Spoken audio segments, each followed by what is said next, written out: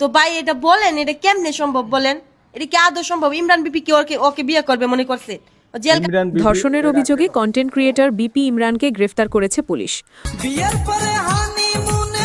Imran BP গ্রেপ্তার হওয়ার পর অবশেষে মুখ খুলল সুমাইয়া। কি বলল সুমাইয়া? ইমরান বিপি ধর্ষণ মামলায় জেলের ভিতরে আছে প্রায় 1 মাস ধরে জেলের ভিতরে। সেটা কিন্তু একটা মিথ্যা মামলা। এটা আমরা কিন্তু সবাই জানি যে এটা একটা মিথ্যা মামলা, কারণ যেই মহিলা এই মামলাটা দিছে সেই মহিলাও ভালো না, সেই মহিলার মেয়েও ভালো না। তারা এই ব্যবসা করেই চলে, এটা বাংলাদেশের সব মানুষই জানে। কিন্তু তাদের পিছনেও দেখবেন আইনজীবী আছে।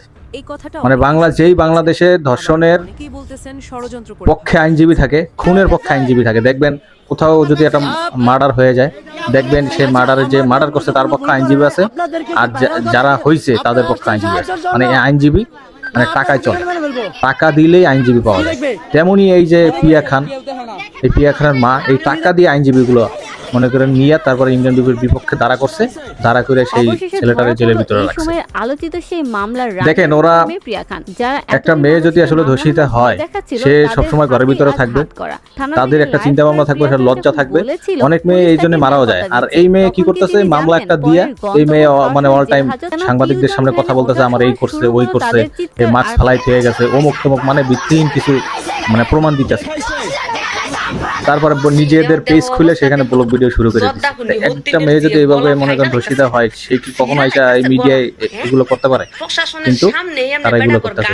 শেষ পর্যন্ত দেখতেছে যে মামলা থেকে হাইরে যাবে, সেই জন্য করতেছে কি, এই যে বাড়িঘরে সবাই যে সাভারে থাকতো, সাভারের মালামাল নিয়ে সেই নেত্রকোনা পলাই যাওয়া ধরছিল, তখন এই গ্রামের লোকজন, এলাকার লোকজন এসে ওদের ধরছে, ধইরা ওদেরও জেলের ভিতরে দিছে।